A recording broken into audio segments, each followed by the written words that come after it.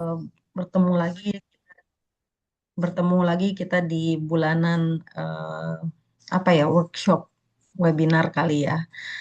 Jadi kita Scores ini udah dari tahun 2021 Desember, selama hampir 3 tahun itu kita eh, apa webinar ya, sharing session. Untuk tahun ini, pertengahan tahun ini, diawali Agustus, kita mulai beralih ke arah workshop. Jadi ada hands-on experience dari beberapa teman yang punya pengalaman-pengalaman khusus ya. Jadi kemarin-kemarin kita sudah ada pelatihan CPCE, apalagi Jen, structural complexity, 3D, apa namanya? Di draft. Fotogrametri, sorry, and BRAF, and then RUV. Sekarang kita uh, nerd banget karena ada teman baik kita, Gita Alisa, yang akan share tentang aesthetic valuation dari coral reef restoration. Ini yang sebenarnya ini sebenarnya metrik yang paling mudah dilihat dengan kasat mata, tapi belum banyak yang mengerjakan secara kuantifikasinya gitu ya. Kita ini termasuk orang-orang pertama yang mungkin orang pertama ya yang ngerjain kuantifikasi untuk aesthetic value di coral reef, karena mungkin nanti kita cerita sedikit eh, aesthetic value ini sudah pernah dikerjakan di ekosistem lain ataupun kepada ikan gitu ya, tapi belum pernah kepada coral reef. Saya dari Scores berterima kasih sekali kepada Gita untuk waktu yang diluangkan.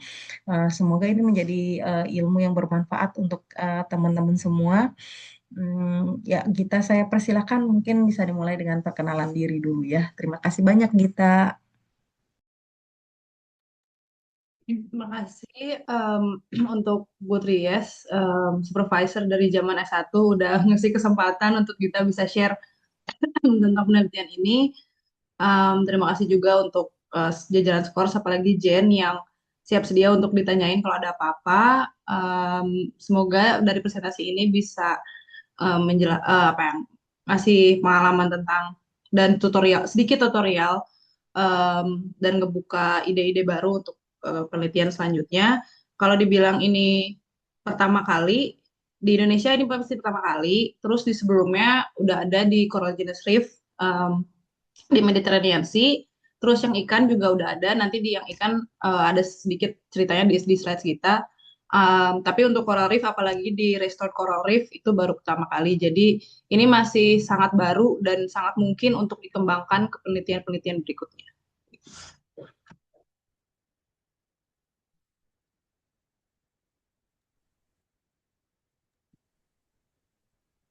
Oke, ya kita mungkin uh, sebelumnya izinkan aku untuk memperkenalkan sedikit untuk pembicara kita pada hari ini. Seperti yang tadi dibilang bahwa uh, ini adalah Tegita, Tegita Alisa. Jadi Teh Gita Alisa ini merupakan seorang dive master dan juga marine biologist yang telah aktif dalam kegiatan riset khususnya di ekosistem terumbu karang dari sekitar tahun 2020 atau mungkin dari S1 ya Teh. Nah, hingga saat ini, dan saat ini Teh Gita ini menjabat sebagai senior marine biologist and research associate di Indo-Ocean Foundation sejak tahun 2025 yang membawahi proyek IoT di Nusa Penida, Bira, dan juga Raja Ampat. Seperti yang tadi udah di-mention oleh Ibu Trias dan juga Teh Gita bahwa publikasinya yang terbaru yang berjudul Benthic Communities on Restored Coral Reefs Convert Equivalent Aesthetic Value to Healthy Reefs menjadi publikasi yang belum banyak dilakukan khususnya di Indonesia. Jadi oleh karena itu pada siang hari ini kita akan sama-sama belajar bagaimana cara memanfaatkan data terumbu karang untuk menjadi coral aesthetic value. Tanpa berlama-lama lagi, waktu dan tempat saya persilakan untuk Teh Gita. Oke, terima kasih Jen. Saya izin share screen ya. Bentar, bentar, bentar. Oke.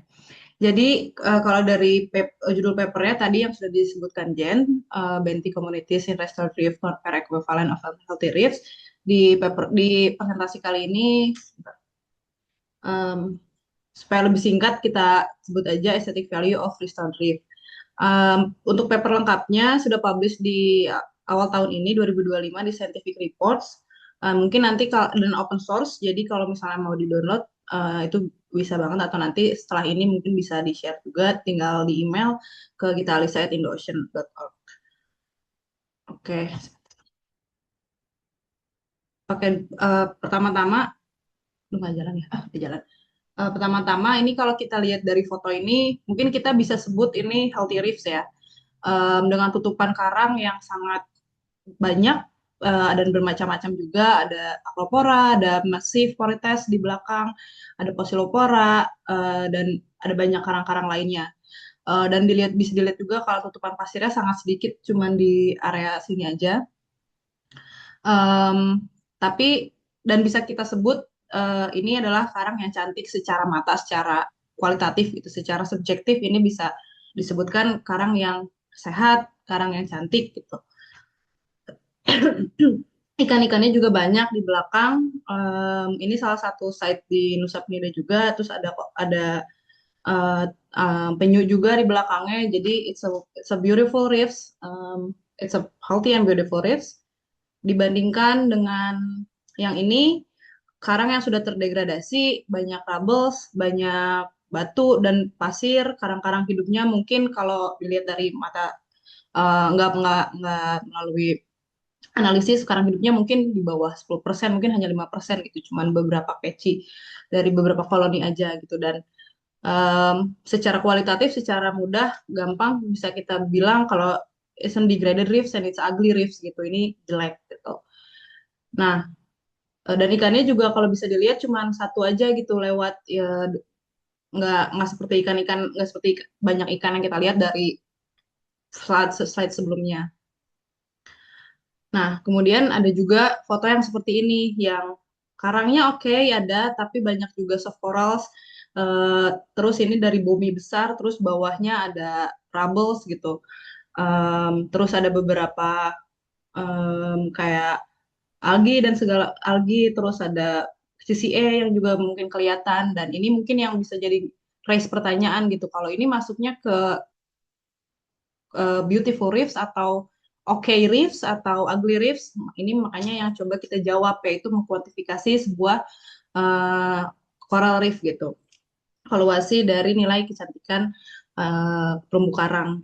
Nah, sekarang balik lagi ke pembagian ini, dengan situasi yang sekarang, dengan situasi climate change, tingkat tekanan antropogenik yang makin tinggi, seperti pariwisata yang tidak sustainable, pariwisata yang tidak bertanggung jawab, anchoring, dynamite fishing, terus dari sewage atau limpahan-limpahan dari darat, healthy reefs ini semakin menurun kuantitasnya, dan degraded reefnya opposite dia makin meningkat gitu. Dan ini yang coba dijawab oleh banyak sekali practitioners di dunia, kita bisa bilang dengan cara coral restoration.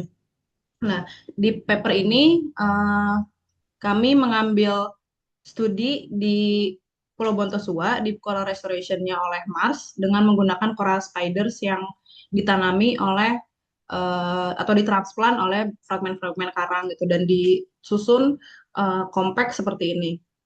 Jadi antar satu reef stars itu dihubungkan dengan reef stars yang lain. Dan perlu digarisbawahi juga bahwa proyek ini sangat di maintenance dan sangat dimonitor dengan baik oleh tim monitoring Mars. Mereka ke laut hampir seminggu, mungkin 3 kali untuk monitoring, untuk maintenance. Jadi apa namanya, kesehatannya juga tercatat gitu. Sorry. Nah, pertanyaannya sekarang, apakah coral restorasi ini dapat merecover, dapat memulihkan the beauty of reef ecosystem, seperti reef ecosystem yang sehat dan undisturbed, dan bagaimana cara kita mengkuantifikasinya supaya subjektif-subjektif itu kita bisa jawab melalui angka yang valid, yang kuantitatif gitu. Nah, pertama, ini seperti yang saya tadi bilang, ini di Spermonea Archipelago, tepatnya di Pulau Bontosua, dan kita punya 18 sites yang terbagi menjadi 6 karang sehat yang alami, 6 habitat restorasi yang sudah 3-4 tahun dari pertama kali instalasi, dan 6 sebagai kontrol negatif atau degraded sites. Dan setiap sites itu kita ambil foto bentik sebanyak 50 kuadrat, yang kuadratnya itu 50 cm kuadrat, 50 kali 50. Terus kita foto perpendikular seperti ini dan ditempelkan, di attach coral apa namanya color slate seperti ini. Ini gunanya untuk kalibrasi.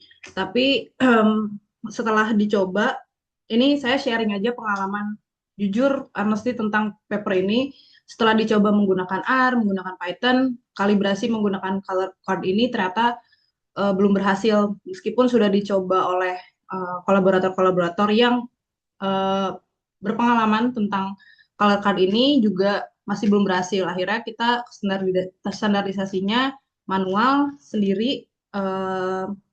Dilihat kalau color card ini kan ini ada warnanya, ada 24 warna. Nah, kalau misalnya color card ini washed out seperti sangat biru gitu, atau ada dari pantulan cahaya matahari karena depth-nya ini sangat shallow, hanya 3 sampai 4 meter mungkin, 3 sampai 5 meter. Jadi kadang-kadang kalau di hari terik itu mataharinya sangat bright, jadi itu menghilangkan beberapa warna. Nah, yang seperti itu kita discard dari analisis.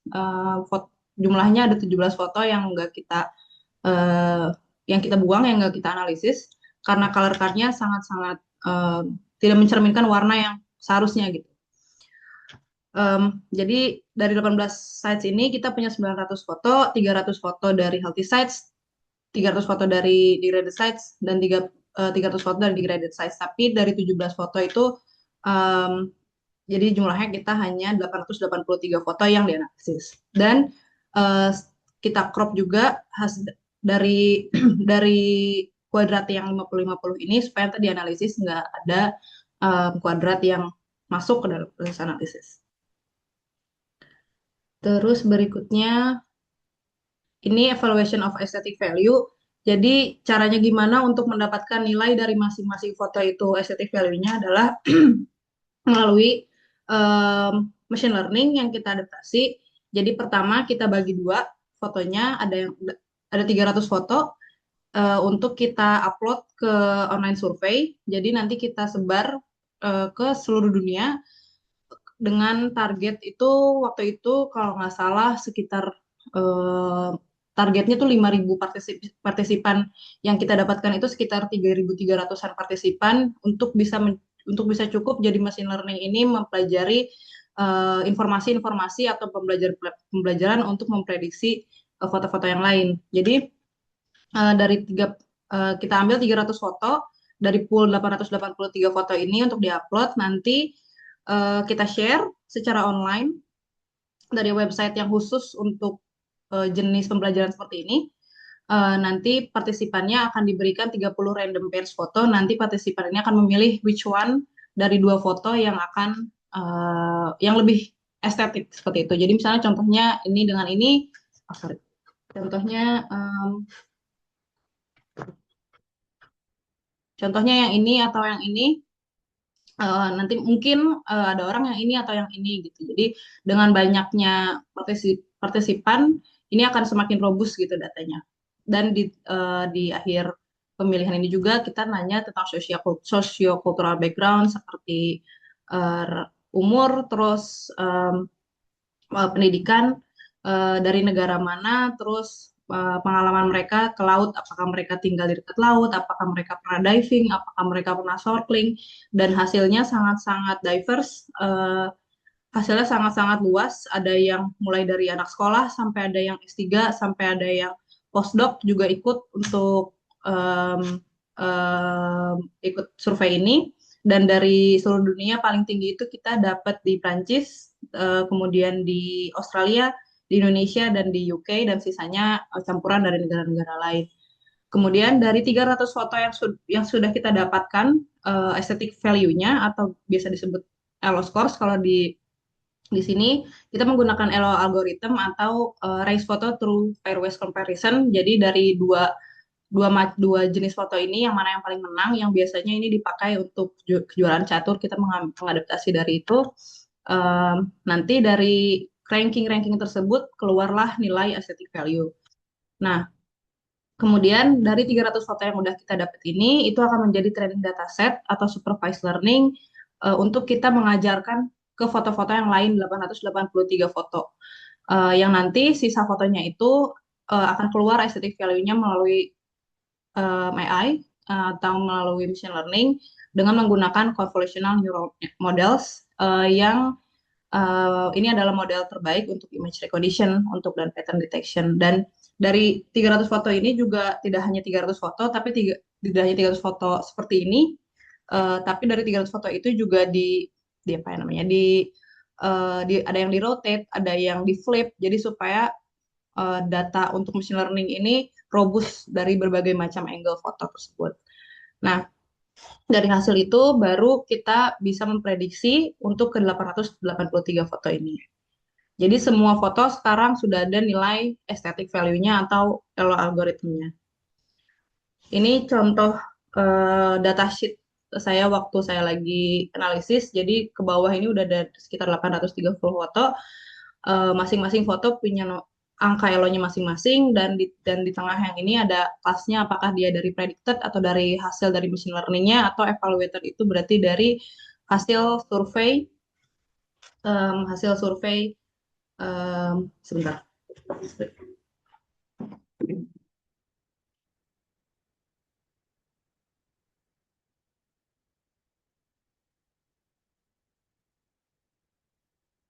Hasil dari evaluated ini hasil dari survei online. Kemudian untuk image feature extraction-nya ini, nah ini yang jadi menarik di paper ini karena dari masing-masing foto ini kita coba untuk mengekstraksi value-value apa saja yang membuat foto itu menarik atau cantik gitu. Yang pertama dari warna, pasti karena dari referensi-referensi yang saya baca, warna itu pasti menentukan nilai estetik dari sebuah foto gitu, regardless foto itu apa. Nanti saya jelaskan lebih lanjut mengenai cara ekstraksinya.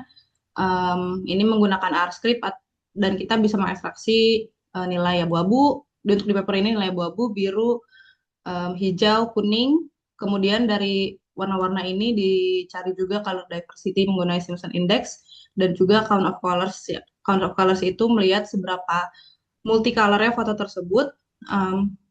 Kemudian dan bentuk, dan dari segi bentuk juga seperti persen dari live coral cover dan count of coral morphology. Jadi morfologi apa saja yang ada di foto tersebut, dan presentasi dari hitam ini diambil dari R yang color features juga, tapi kita translasikan sebagai shadows atau sebagai bayangan dari foto, atau bisa menggambarkan tentang 3D complexions dari sebuah reef tersebut.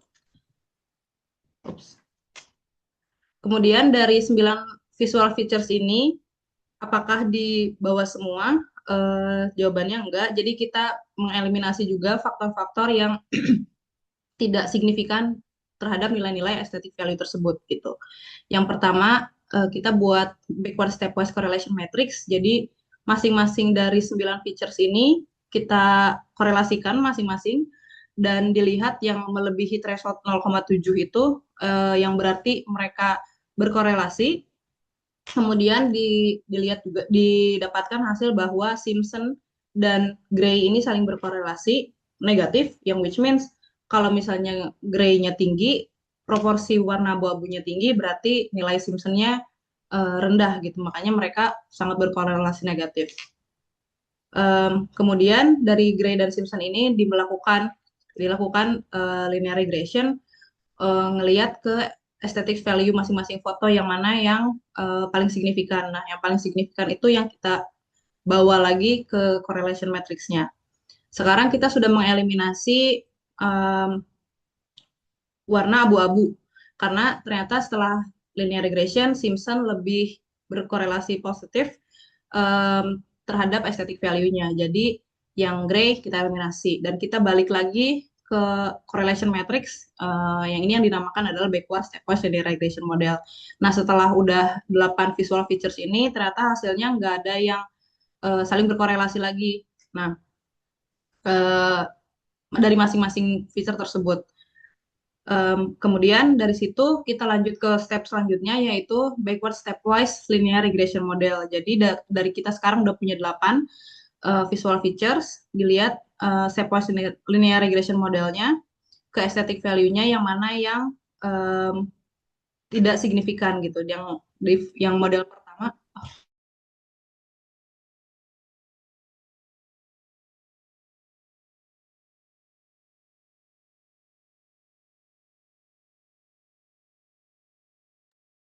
sorry, yang model pertama ini, Jan, sorry, ini bisa kedengeran nggak ya suara aku?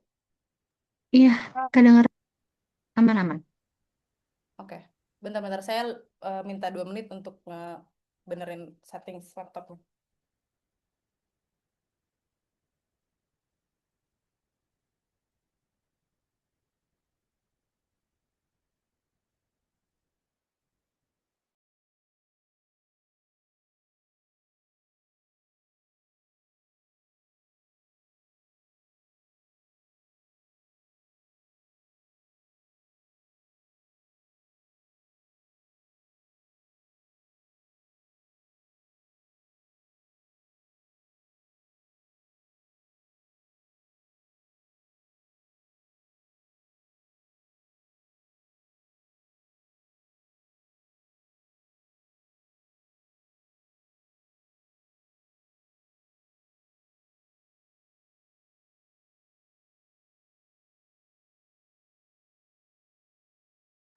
Baik, sambil menunggu Tigita, uh, untuk kepada para peserta, saya sudah mengirimkan link untuk presensi, jadi silakan bisa diisi untuk link presensinya, untuk nantinya mendapatkan sertifikat yang akan dikirimkan ke email masing-masing.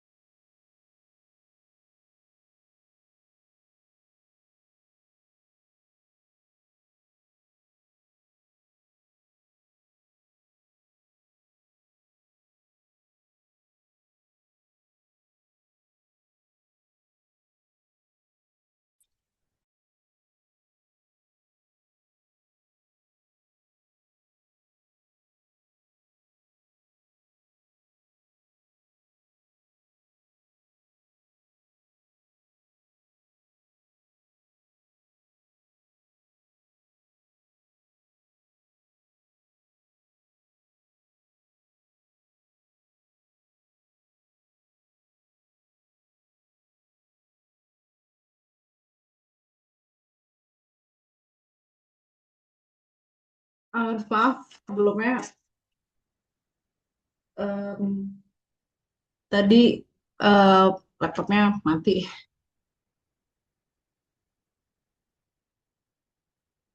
Saya share screen ulang.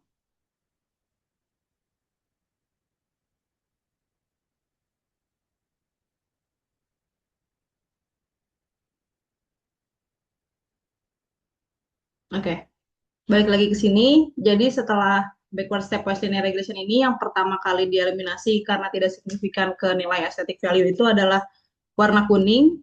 Kemudian linear regressionnya lagi dihitung ulang, dan faktor yang kedua yang kita eliminasi adalah warna hijau gitu. Dan setelah ke model yang ketiga, linear regression yang ketiga, dari 6 visual feature ini baru tidak ada lagi features yang tidak signifikan kepada nilai aesthetic value dari foto-foto tersebut.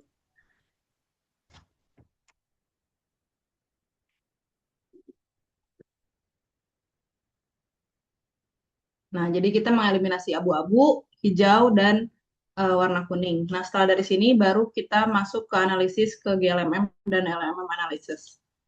Nah, ini contohnya.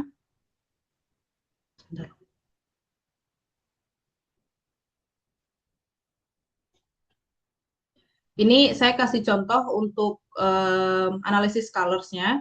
Ini saya sengaja bukan bukan pakai foto yang digunakan, ini pakai foto random aja supaya ngeliatin warna-warna yang keluar gitu, supaya warnanya lebih pop up dan bisa lebih terlihat.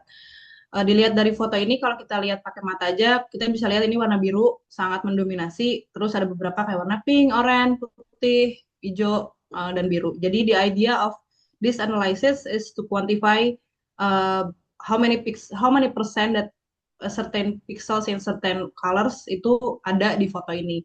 Nah ini kita menggunakan color distance art script dari Weller and Westnett 2019. Ini open source juga, bisa langsung di download. Nah kemudian dari code get pixel his itu kita bisa lihat kalau ini adalah kayak namanya dimensi dari warna-warna dari foto ini gitu. Jadi mungkin ini dari ada warna blue, red, green itu dari basic colors yang dari basic dari oh my god sebentar internetnya kayaknya agak lepas nih.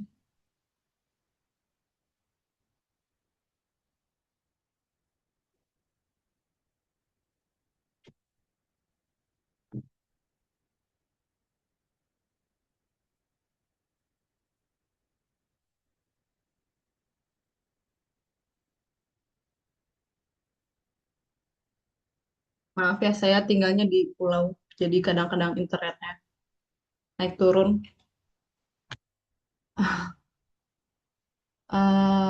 Iya boleh Jen, aku kirimin ya.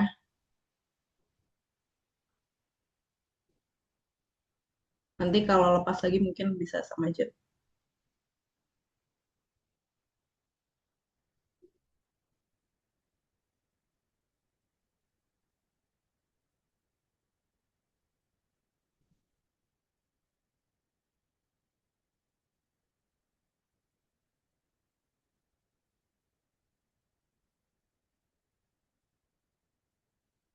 Oke, udah aku kirim. Nah, kayak balik lagi ya. Maaf ya ada sudah 2 kali gangguan aja. Em, nah, ini tuh dari breakdown si foto-foto ini. Nah, kalau masih fix sebuah dimensi kayak gini kan kita belum bisa ngeliat nih berapa persennya dari masing-masing foto.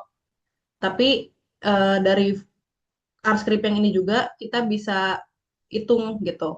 Contohnya yang tabel pertama, yang ini kita bagi fotonya, kita bagi warna dari foto-fotonya ini ke 8 warna gitu.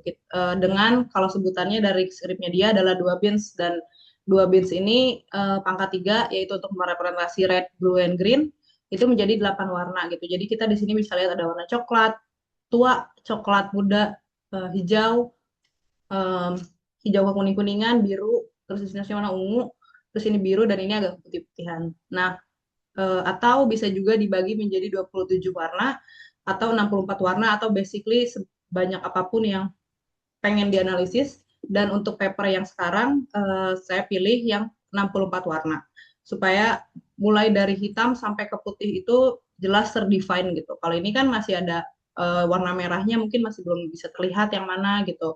Kalau yang ini dari jenis warna merah, kuning, terus kuning muda, pink juga harusnya ada. Nah, jadi saya menggunakan yang 64 warna ini. Um, dan nanti ini lagi-lagi masih belum bisa kita lihat dari graf ini seberapa persen gitu warnanya.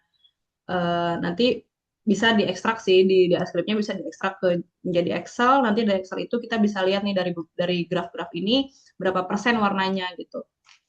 Dan diekstrak juga saya analisisnya saya translasikan grafik-grafik ini ke Excel supaya gampang untuk analisis further analisisnya.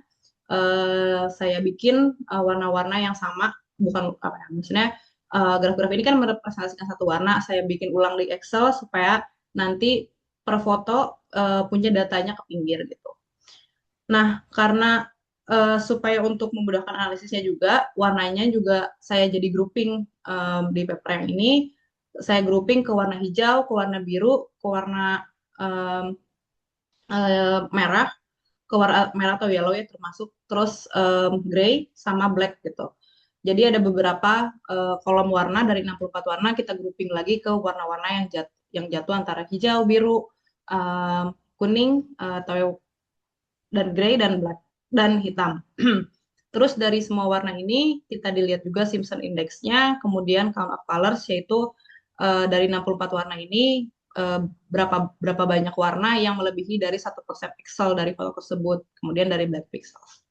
Gitu. Dan ini trial and error-nya cukup lama. Kita untuk menentukan bins-nya, menentukan grouping-nya juga banyak trial dan error. Jadi paper ini sebenarnya adalah hanya sebuah matematika yang kita setting menjadi analisis aesthetic value gitu. Nah, kemudian selanjutnya adalah shape features. Belum ganti.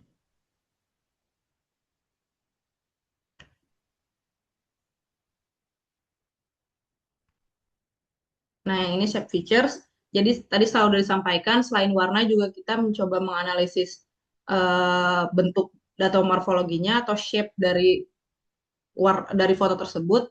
Yang pertama ada persen dari live coral cover. Ini kita pakai CoralNet aja, simple, dan ngitungnya juga hanya persen covernya aja, jadi analisisnya cepat, hanya live coral, dead coral, rubble, and everything. Nggak sampai morfologi, nggak sampai genus, hanya ini aja, jadi cukup cepat dan cukup mudah. Apalagi kalau yang sudah terbiasa main dengan analisis sekarang, ini harusnya menjadi task tersimple yang bisa dilakukan gitu. Kemudian yang kedua ada count of coral morphology, ini kita pakai binary. Jadi masing-masing foto itu kita lihat satu-satu, dari 883 itu dilihat satu-satu, di dalam satu foto itu ada berapa morfologi yang ada di foto tersebut. Jadi for example kalau misalnya ada branching berarti kita tulis di branching 1. Kalau misalnya nggak ada branching 0, jadi kita ngitung binary-nya aja. Dan nanti di total jumlahnya ada berapa morfologi yang ada di foto tersebut gitu. Ini juga simple sebenarnya, cuman banyak aja fotonya, jadi cukup lama. Terus hasilnya table besarnya seperti ini mencakup semua raw data yang dibutuhkan untuk analisis, dari mulai habitat, tadi ada degraded, ada healthy, dan ada restored, terus ada site dari masing-masing site, terus ada pictures name, ada aesthetic value-nya, Trello scores-nya, terus ada nilai dari masing-masing feature-feature tersebut gitu.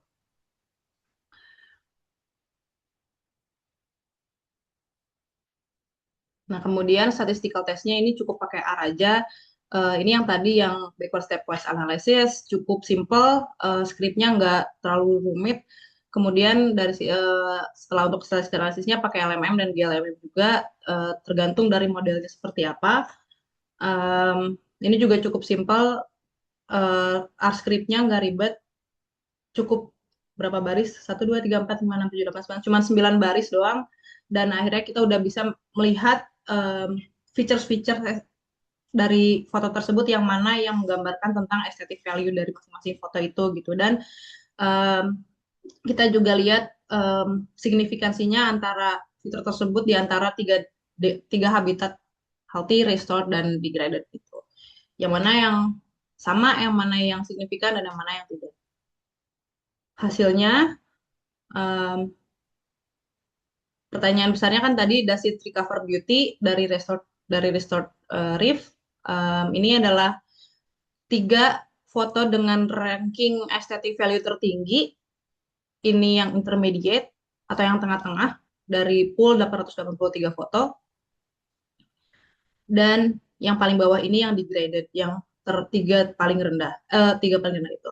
Nah, dari teks-teksnya ini yang biru tua ini artinya dari restored reef, yang biru muda ini artinya dari healthy reefs, dan yang abu-abu ini artinya dari degraded reefs. Jadi bisa dilihat bahwa 3 highest aesthetic rating ini diambil dari 2 foto dari restored reef dan 1 dari healthy reefs. Kemudian yang tengah ini sama juga 2 foto dari restored reef dan 1 foto dari healthy reefs, dan yang lowest aesthetic rating ini 3-3-nya berasal dari degraded reefs. dan spendingnya juga cukup jauh dari 500, nilainya dari 544 foto sampai yang paling tinggi itu 2456,9 um, aesthetic value. Dan ketika lihat box plotnya,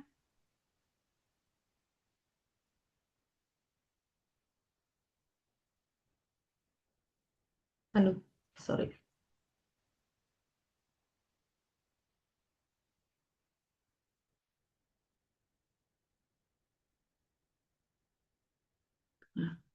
ketika lihat box plotnya, nilai dari aesthetic value dari healthy dan restored ini tidak signifikan, yang which is jawabannya adalah yes, it does recover the beauty.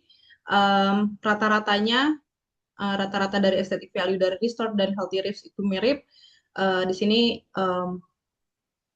tanda A dan A ini berarti yang artinya nilainya mirip atau tidak signifikan. Sedangkan yang degraded ribs ini signifikan beda dari healthy dan restored rib yang rata-ratanya juga jauh di bawah nilai-nilai aesthetic value dari healthy dan restored rib. Seperti itu. Jadi jawabannya yes, it does recover beauty. Bisa dibuktikan dari box plot ini dan juga dari contoh-contoh foto yang bisa ditampilkan dari highest, intermediate, dan lowest aesthetic rating ini. Dan kemudian dari foto ini juga kita bisa simpulkan bahwa yang 3 teratas ini kita bisa lihat warnanya macam-macam. Ada biru, ada ungu, ada pink, ada coklat, ada hijau, dan koralnya juga macam-macam, nggak hanya satu jenis koral doang. Sedangkan yang intermediate rating kita bisa lihat dominansi dari warnanya adalah coklat gitu. Nggak ada warna-warna yang um, lebih mencolok lainnya seperti warna biru. Dan yang ini mungkin jelas bahwa ini hanya terdiri dari rubble, pasir, dan warnanya juga abu-abu. Kemudian habitat type-nya hasilnya berarti significantly affected aesthetic rating dengan signifikansi 0,001, yaitu healthy dan restored reef lebih tinggi dibandingkan degraded habitat. Dari hasil ini kita bisa lihat bahwa ini adalah metode baru untuk menghitung atau mengasas recovery of aesthetic value, dan restored reef exhibit recovered aesthetic value juga, dan tidak ada signifikansi efek dari umur, gender, nationality, education, or coral familiarity or photo selections in the online survey. Jadi yang membentuk ini semua ratingnya seperti ini tuh dari semua kalangan orang sepakat bahwa koral yang mana yang lebih cantik. Dan catatan yang harus digarisbawahi, ketika kita melakukan online itu kita tidak memberitahu bahwa ini koral dari habitat mana. Jadi mereka hanya tahu foto-foto koral aja. Jadi they don't have the idea of this is the different habit coral in the, from different habitats gitu. Makanya kita bisa simpulkan bahwa there's no significant effect dari masing-masing sociocultural background yang untuk menilai dari aesthetic value dari koral ini. Kemudian R kuadratnya juga ini sangat tinggi, 0,95, which is dari machine learning yang kita setting dari predicted aesthetic value ini sangat akurat dipredik untuk bisa mempredik dari berarti sisanya ada sekitar 500-an foto dari evaluated foto yang dihasilkan dari online survey. Seperti itu. Kemudian what make it beauty, atau ini fitur-fitur tadi yang tadi kita sudah jelaskan. Yang pertama itu yang mendefine sebuah karang atau foto ini cantik atau estetik itu yang pertama adalah Simpson Diversity of Colors, yang berarti orang-orang tidak prefer atau tidak suka ke foto-foto yang dominan pada satu warna doang. Jadi mereka mau diverse, mereka mau lebih suka foto-foto yang warnanya banyak dari koral itu. Terus yang kedua, persen lift hard coral cover. Jadi tentunya orang-orang lebih suka yang melihat lebih banyak hard coral cover gitu. Kemudian number of coral morphologies present itu juga lebih preferred. Kemudian number of color categories present, terus shadows selanjutnya, dan yang paling terakhir itu percent of image in blue color kategori. Jadi dari yang signifikan mendefine tentang aesthetic value ini. Dari semua warna yang ada itu warna biru is most favorite by the people gitu. Dan ketika kita breakdown ke masing-masing habitat, tiga yang teratas ini dari Simpson, dari percent coral cover dan number morphologies present, antara healthy dan restored ini signifikan berbeda dan signifikan lebih tinggi dari degraded foto, dari foto-foto yang dari degrade. Jadi balik lagi tadi ke pertanyaan yang awal, does it recover the beauty? Yes, dan dari breakdown feature-featuresnya juga mendefine hal yang sama, bahwa ini significantly berbeda antara healthy dan restored ke degraded restored.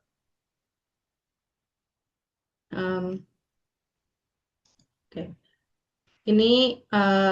Ini untuk catatan yang blue collar kategori. Jadi contohnya seperti yang ini yang bisa dilihat dari ada beberapa banyak warna dan ada beberapa jenis karang juga. Meskipun di sini warna birunya kalau misalnya berdasarkan perhitungan hanya 10% dari warna birunya, tapi it most favorable karena mencolok. Oke. Ini yang pengen ditambahin, ini dari papernya Ibu Trias Brandin Razak tentang monitoring dan maintenance coral reef. Jadi tadi yang sudah saya sempat mention sebelumnya bahwa dari paper ini kita mendapat nilai yang sebegitu akurat dan sebegitu bisa kita analisis sejauh seperti ini karena dari restorasinya sendiri itu kita bisa dapat leaf coral cover yang tinggi gitu, makanya bisa dilanjutkan ke jenis-jenis studi yang bisa diadaptasikan gitu. Itu karena hasil effort dari teman-teman dari Mars, yang dari Mars Monitoring itu yang rajin banget untuk monitoring dan maintenance, yang bisa diartikan adalah key of successful restoration gitu. Kalau misalnya kita melakukan riset yang sama tentang aesthetic value of restored reef contohnya di Buyat gitu, yang dari foto yang di atas ini, atau di Samalona, nggak jauh dari Spermonde itu, nggak jauh dari Pulau Botosua, tempat di mana Mars Flores ini ada, namanya Samalona. Hasilnya restore seperti ini karena itu neglected, nggak pernah dimonitoring, nggak di maintenance. Jadi pun kalau misalnya ini diaplikasikan ke studi aesthetic value ini tidak bisa mendapatkan jawaban yang sama kayak paper ini gitu, karena kalau kita ambil foto kayak gini, ini pasti predictable banget bahwa ini bakal mendapatkan nilai yang rendah gitu. Jadi studi ini nggak bisa diaplikasikan begitu saja. Hasil dari machine learning yang sudah dibuat dari foto-foto yang studi ini buat tidak bisa diaplikasikan ke foto-foto lain karena dari datasetnya aja, dari mesin pembelajarannya aja sudah beda. Jadi kalau misalnya nanti ada further studies yang ingin mengaplikasikan metode ini, dan mulai dari tahap yang mirip gitu ya, misalnya dari mau mendapatkan aesthetic value dari foto, itu berarti harus online harus melakukan survei online ulang untuk mendapatkan nilai-nilai machine learning yang sama gitu. Nggak bisa machine learning dari studi ini diaplikasikan ke yang lain karena kondisi dari baseline-nya juga udah beda gitu. Ya ini bisa di-download juga ya papernya, ngiklanin paper ibu yang sudah sangat terkenal ini. Di sini disebutkan bahwa hanya 16% dari restoration dari 533 project di Indonesia yang hanya di restorasi gitu. Jadi ini pengingat juga ke teman-teman praktisi bahwa monitoring dan maintenance itu adalah sebuah kunci untuk mendapatkan restorasi yang sukses gitu. Terakhir, lesson learn yang bisa kita dapatkan adalah tergantikan.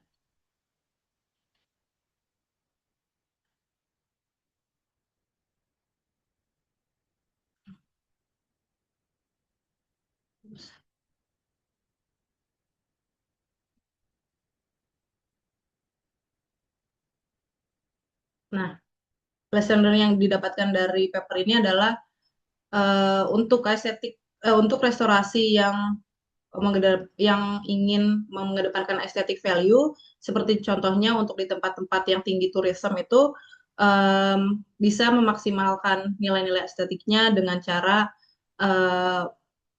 mix coral color dan morphology diversity yang didesain dengan baik with appropriate design of numbers and placement. Dan ini harus dipikirkan baik-baik untuk penempatan transplantasi koral antar koral yang berbeda jenis, berbeda warna.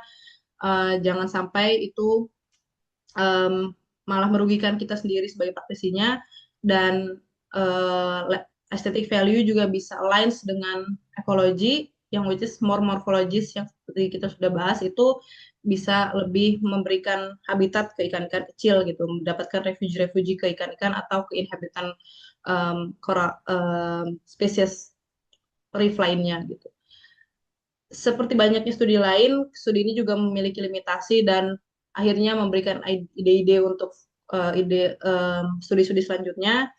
Yang pertama, limitasinya di sini foto yang diambil semua hanya close up photos, hanya perpendikular 50 kali 50 foto ini. Kita tidak menggunakan foto landscape area yang mungkin bisa merubah perspektif orang, merubah pandangan orang terhadap beauty. Mungkin itu bisa dioperasikan ke further recommendations. Dan kemudian kita juga tidak menghitung seperti kelimpahan ikan, kemudian kehadiran megafauna, yang contohnya mungkin turis-turis ada juga yang tidak hanya melihat koral, tapi mereka lebih fokus ke megafauna gitu, seperti manta, mola, hammerhead, sharks, dan segala macam. Itu juga belum kita bahas di paper ini.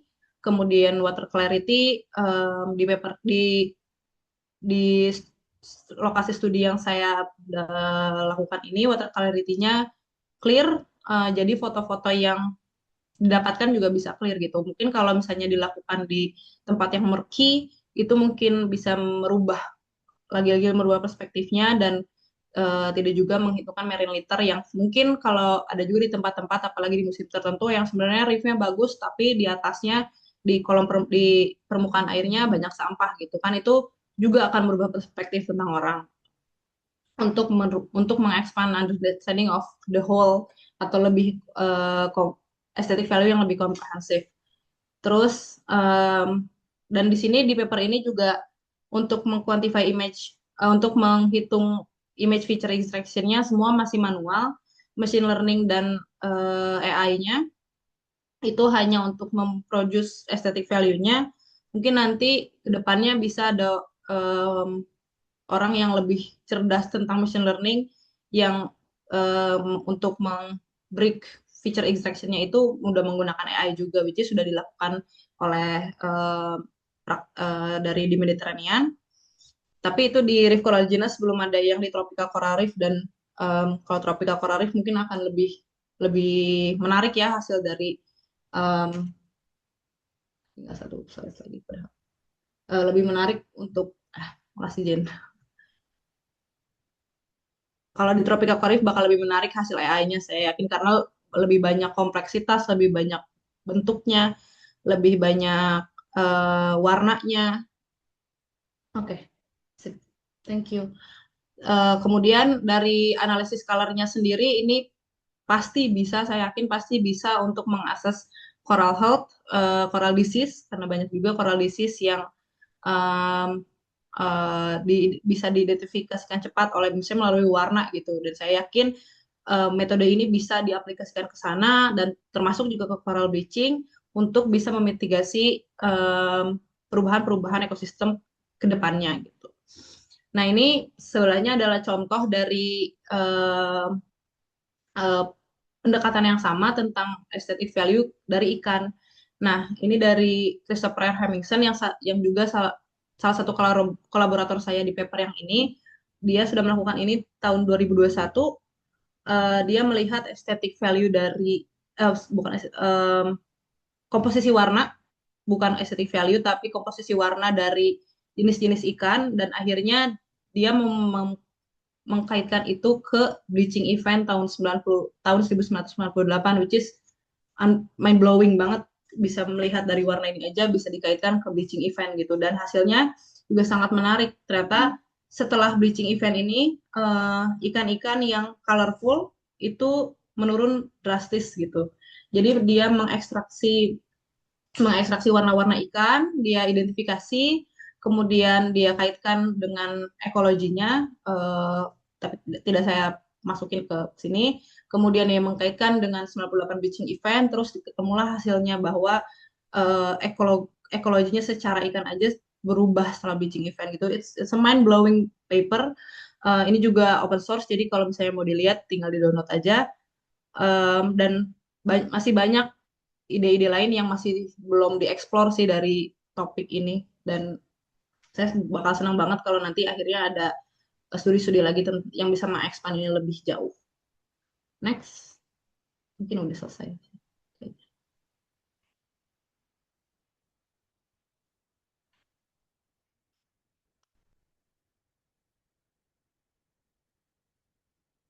Ya, ini mungkin terakhir, ini sedikit screenshot dari paper yang sudah publish dan beberapa kanal-kanal website di internet yang udah nulis tentang ini. Dan terima kasih juga untuk SCORE sekali lagi yang memberikan saya kesempatan untuk bisa cerita mengenai paper ini. Terima kasih yang sudah hadir di Zoom ini dan mendengarkan tentang paper ini. Saya kembalikan lagi ke Jem. Oke, terima kasih banyak. Kita udah sharing dan menjelaskan secara detail terkait metode atau cara perhitungan dari aesthetic value ini, karena kan memang ya ini juga kayak baru pertama gitu kan di Indonesia, khususnya kita yang melakukan, jadi baru juga untuk kita semua. Oke, selanjutnya saya akan buka sesi tanya jawab. Jadi bagi para peserta yang ingin menanyakan lebih detail bisa langsung ditanyakan dengan cara raise hand terlebih dahulu atau dapat menuliskan pertanyaannya di kolom chat. Silakan, apakah dari para peserta ada yang ingin ditanyakan?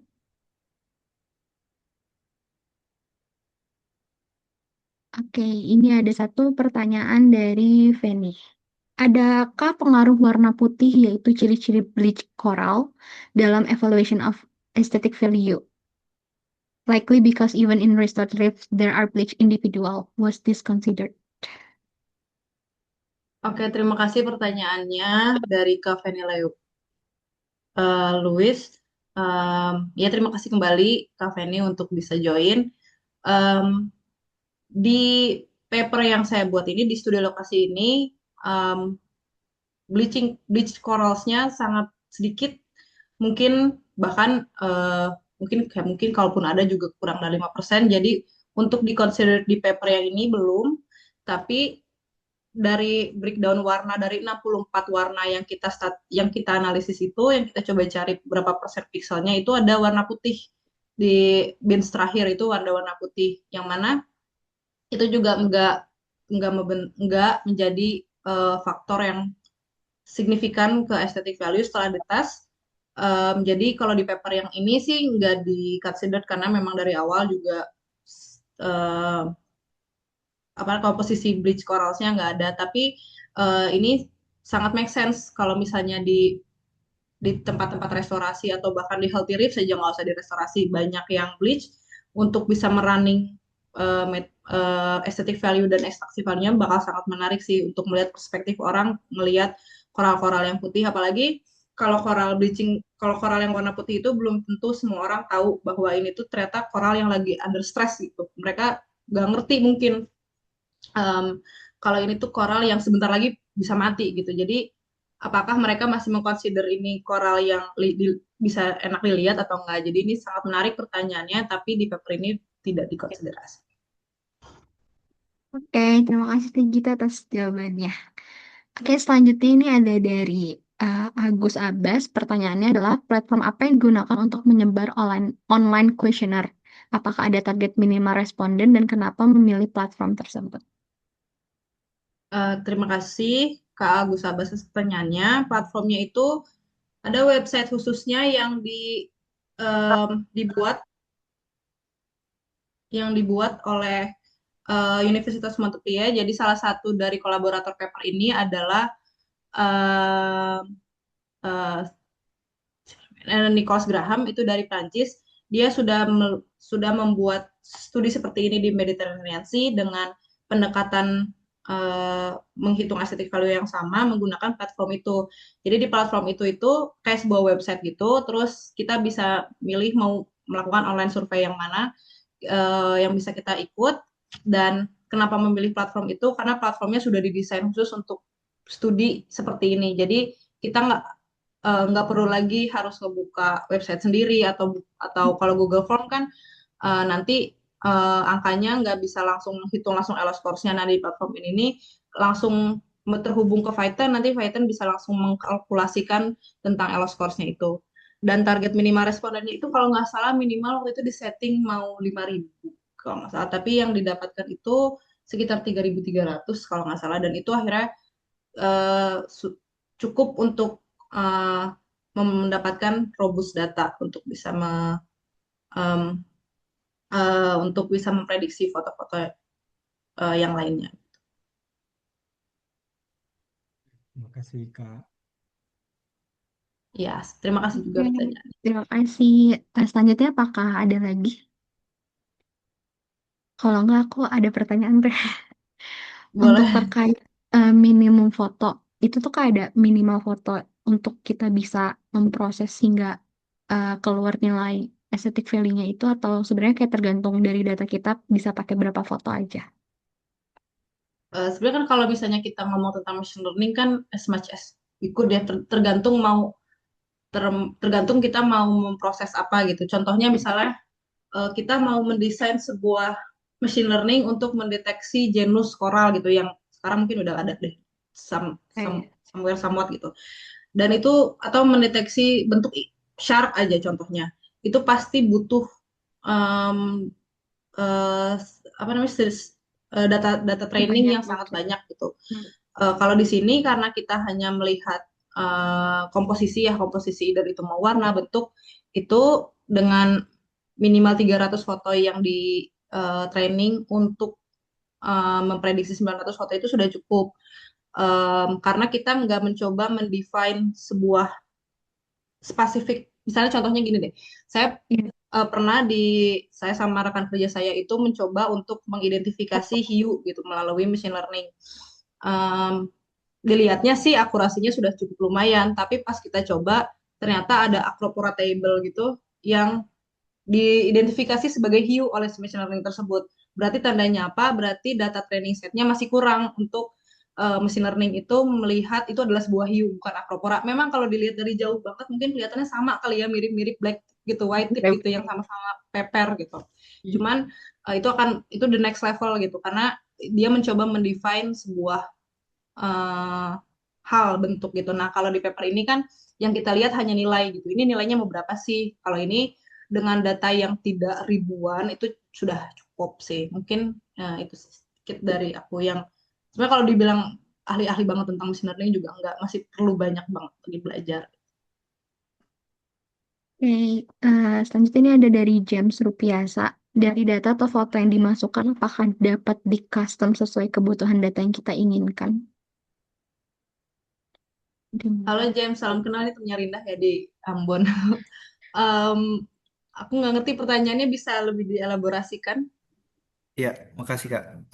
Ya, kali kan yang kasih masuk foto yang itu di CoralNet atau gimana yang untuk identifikasi gitu. Itu apakah bisa di custom sesuai kebutuhan kita misalnya untuk penyakit karang dan lain-lain gitu, Kak. Oh iya. Kalau ngomongin tentang CoralNet bisa sih, bisa banget. CoralNet itu sebuah open source yang bisa digunakan untuk kita mau mencari apa aja di foto. Misalnya mau nyari penyakit karang gitu ya. Tapi ini lagi-lagi ini adalah machine learning ya. Jadi misalnya kamu punya 900 foto, terus kamu masukin kurang 10% dari 900-nya 90. Berarti kamu harus menganotasikan dahulu 90 foto itu yang mana yang sehat, yang koral yang sehat, atau yang mana yang koral yang ada disease-nya gitu. Nah, setelah kamu sudah meng-custom kemauan kamu sendiri, baru nanti si coral red itu bisa mempredik ke foto-foto selanjutnya. Em, mungkin mungkin kalau 900 kayaknya 90 kurang sih. Mungkin di foto ke berapa ya? Ke 300 mungkin dia baru atau kurang mungkin 200 250 dia sudah bisa memprediksi yang mana aja ini yang mana yang koral penyakit gitu, yang mana yang koral yang masih sehat gitu. Tapi ya sebelumnya tetap harus manual dulu sih. Ini belum CoralNet belum memberikan full prediksi ya. Pasti harus kalau nggak salah 10% yang harus kita training duluan sih. Jadi customnya ya bisa di custom, tapi harus di train dulu machine learningnya apa yang mau di custom, apa yang pengen kita inginkan gitu. Oke, makasih ya. Apakah menjawab pertanyaannya? Ya, ya. Oke, baik. Dari yang lain, apakah ada pertanyaan lagi? Izin bisa Ya, bertanya. boleh. Halo Kak Silakan. Asri, apa kabar?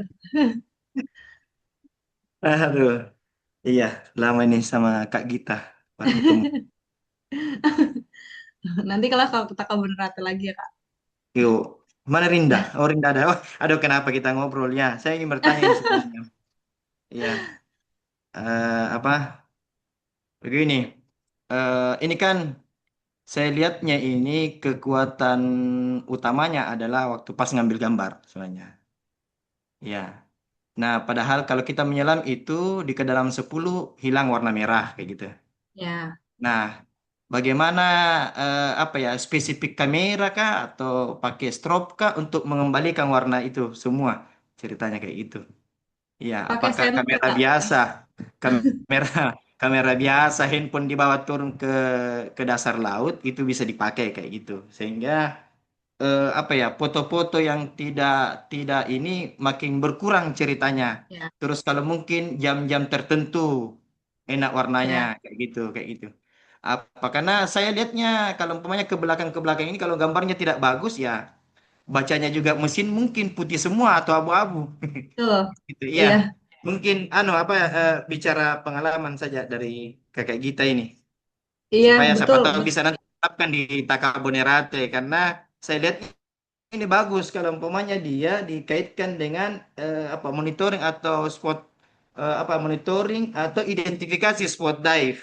Walaupun dia mungkin ada Ya, nanti elemen-elemen yang menambah umpamanya tadi megafauna dengan yang lain sehingga mengkolaborasikan beberapa metode sehingga kita dapat apa ya keterwakilan bahwa spot dive ini bagus kayak gitu. Itu iya mungkin betul. kakak Gita sama kakak Rinda.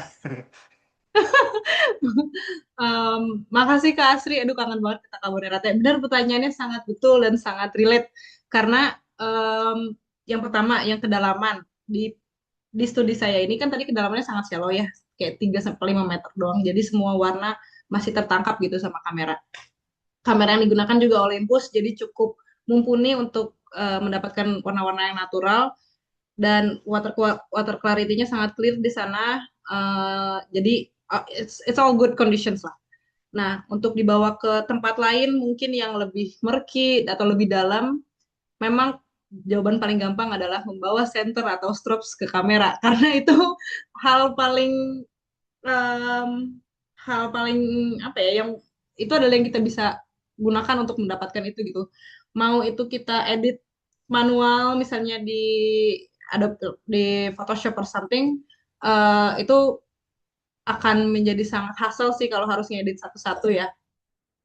Memang bawa pakai center itu sudah jalan terbaik dan jalan termudah. Dan setuju juga kalau mau diaplikasikan ke Takabonerate karena siapa yang nggak mau ke liburan ke Takabonerate ya. Untuk define site-site baru itu bisa dilihat dari kecantikan karangnya dan digabung juga dengan kehadiran megafauna atau ikan-ikan kayak bumpet parrotfish yang atau shark di sana kan sangat famous dengan sharksnya dan digabungkan dengan ini itu sangat sangat sangat possible dan sangat sangat baik sih, Kak. Apalagi di Tabanan itu sangat-sangat touristy place kan.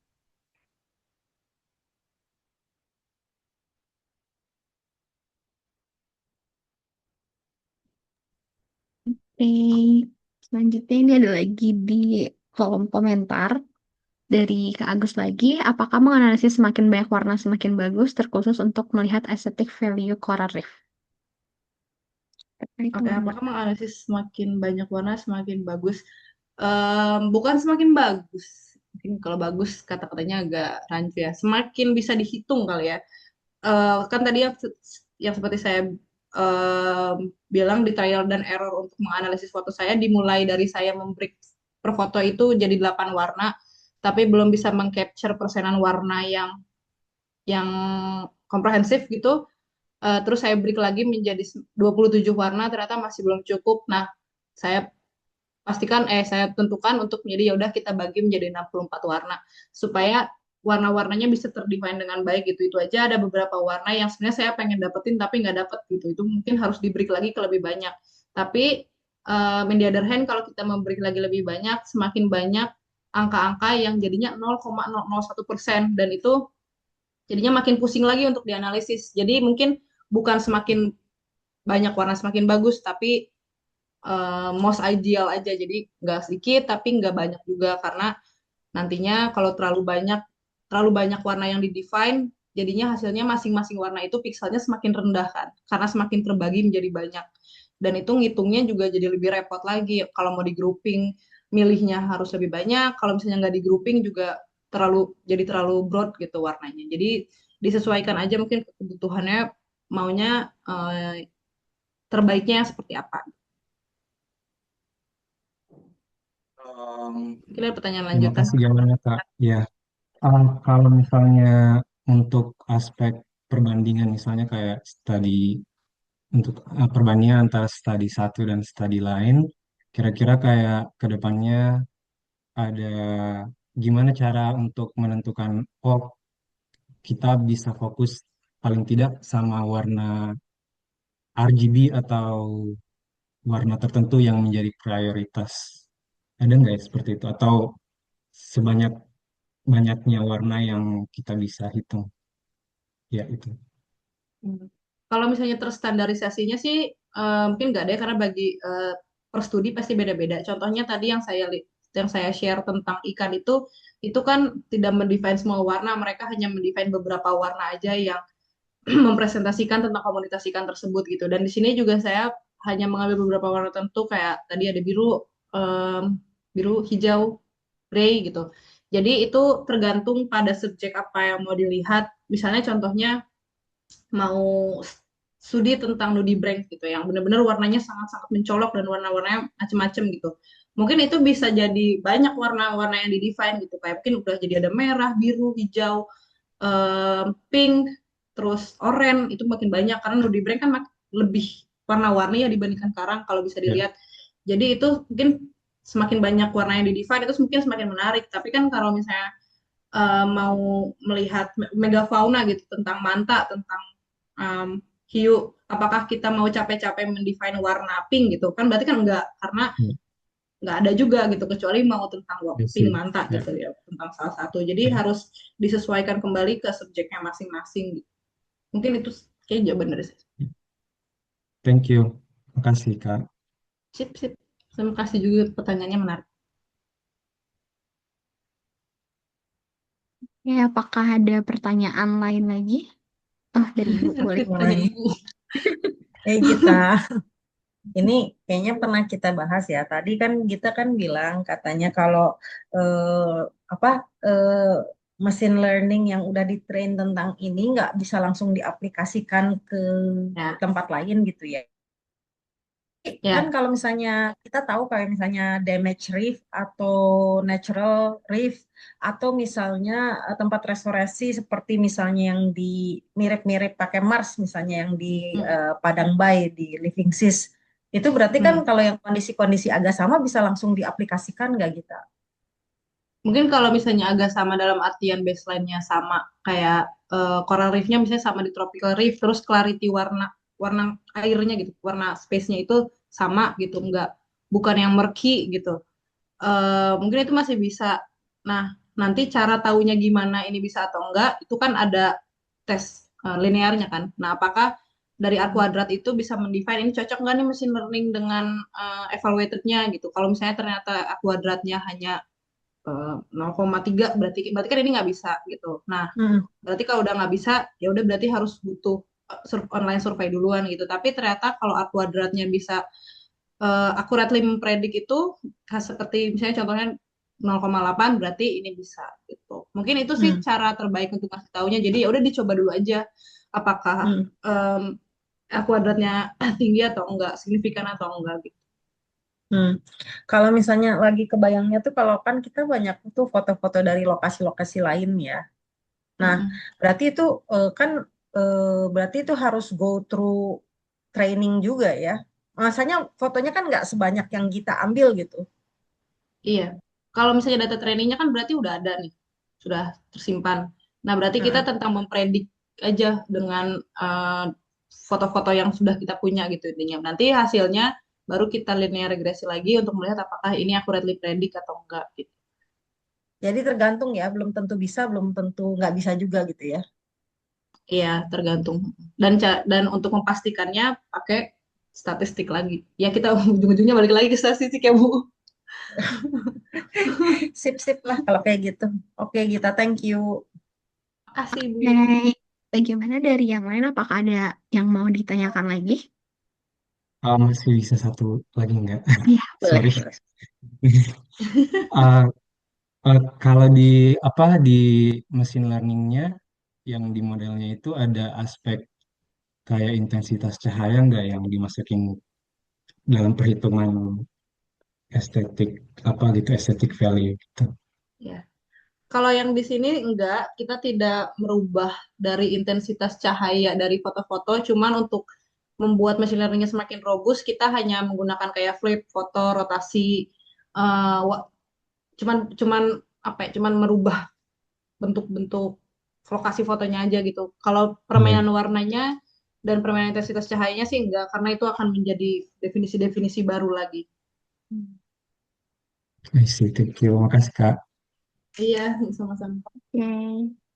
Dari yang lain, apakah ada pertanyaan lagi? Atau cukup? Satu lagi. Boleh, Kayak kita. silakan. Iya. Apakah mempengaruhi kalau umpamanya ya warna karang yang di Sulawesi dengan yang di bagian barat itu mempengaruhi tidak? Karena kalau saya pernah main-main ke Kepulauan Seribu dia agak pucat gitu. Terus diambil sampel di Takabun Rat yang warnanya ini itu mungkin mempengaruhi ya Kak Gita. Bisa jadi mempengaruhi sih Kak. Dalam artian em, persepsi, misalnya kita go through-nya mulai dari online survei lagi ya, mulai dari online survei lagi gitu. Itu akan mempengaruhi juga sih dari apa ya, dari perspektif-perspektif orang gitu. Ternyata kalau misalnya ngelihat em, em, karang di Pulau Seribu aja misalnya sudah jadi lebih cantik, gimana mereka bisa melihat karang-karang yang di Sulawesi gitu misalnya bisa yang lebih jauh-jauh lebih berwarna-warni, jauh lebih bervariabilitas gitu.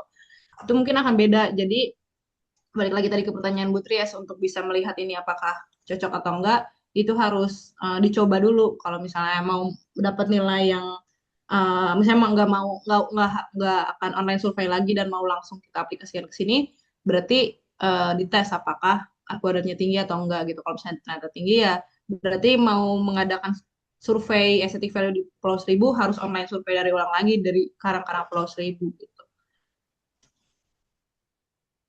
Namanya warna dasar kayaknya dibikin di tempat ini beda terus ini di Takabonerate umpamanya warnanya beda jadi kayak ada apa ya satuan warna kayak begitu. Aduh maaf, tadi internetnya putus. Bisa diulang nggak Kak pertanyaannya apa?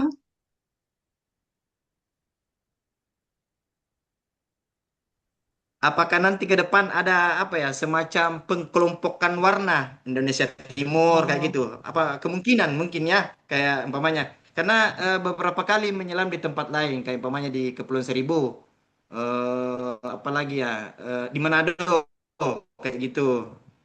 Bisa saja mungkin berbeda. Jadi mungkin nanti ada spot-spot warna kayak gitu sehingga ada iya satuan kayak gitu. iya mungkin aja sih Kak, menarik banget. Tapi kayaknya saya harus PhD dulu untuk ngelakuin itu biar bisa survei kemana-mana. Dengan saya kondisi sekarang sih kayaknya saya belum mampu ya Kak. Cuman maksudnya it's possible dalam artian pasti itu banyak banyak faktor yang bisa dimasukin tuh dari mulai geografis. Kalau geografisnya di timur mungkin lebih karang jenis apa lebih berwarna apa gitu. Terus sekarang di barat akan lebih apa karena geografis, karena arus, perbedaan suhu, perbedaan musim, perbedaan semua dari bawah atasnya itu akan akan mendefine kan.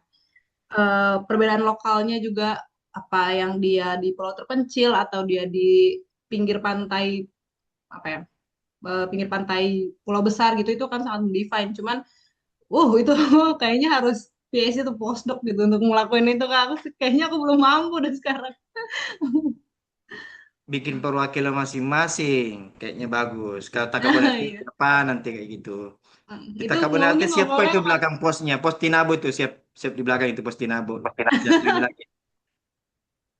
Jangan pas kalau itu magang mungkin harus saja, ngomongnya sama pas ibu begini kos juga sih. ini datangi lagi Takabonerate. Ya aku pengen sih Kak untuk ke Kabupaten lagi ya untuk ngeliat. Diundang dong Kak. Oke, ini ada pertanyaan lagi teh di kolom chat. Apakah workflow untuk machine learning-nya bisa diakses oleh publik atau tersedia nggak di papernya itu?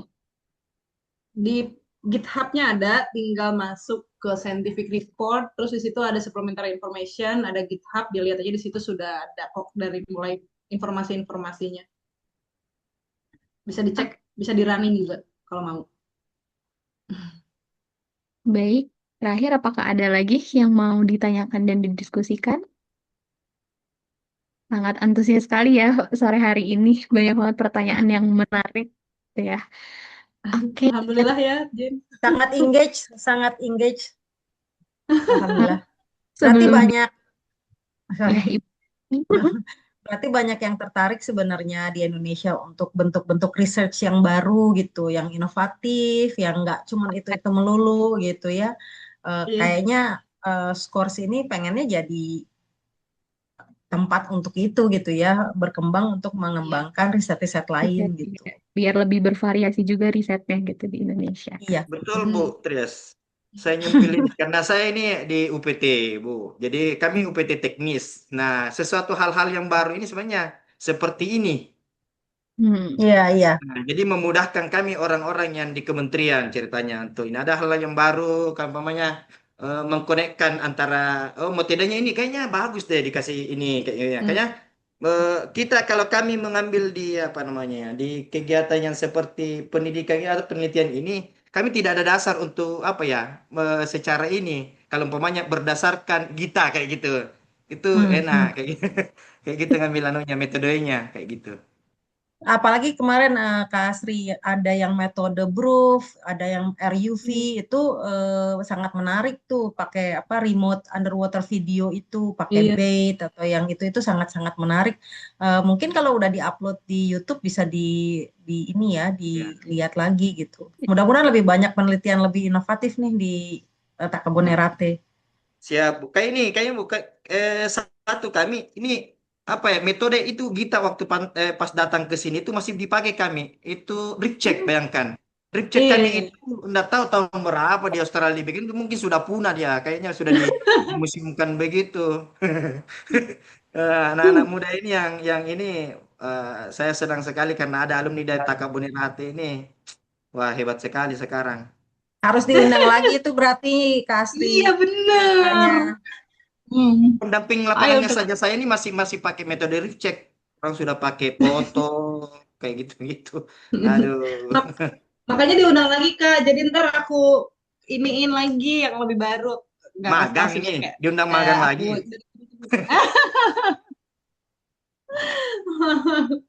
magang lagi. Nggak apa-apa asal dikasih ke Tinabo gratis. Oke, baik. Sebelum ditutupnya acara, mungkin kita bisa foto bersama dulu untuk dokumentasi. Untuk teman-teman yang bisa on cam, dipersilahkan. Apakah ada lagi yang bisa on cam? Mungkin. Hmm. Oke, yaudah. Sini. Saya hitung ya. Yap. Satu, dua, tiga. Oke, sekali lagi. Satu, dua, tiga.